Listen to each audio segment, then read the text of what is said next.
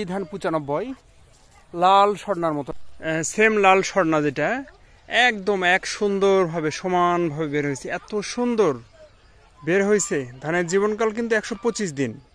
এই ধানের গঠন একটু লালচে রং ধারণ করেছে। ধানের মোটামুটি এখন 50% ফ্লাওয়ারিং স্টেজে, 50% মিল্ক স্টেজে চলে এসছে। পুরো মাঠটা এই যে দেখুন, এত সুন্দর ধান।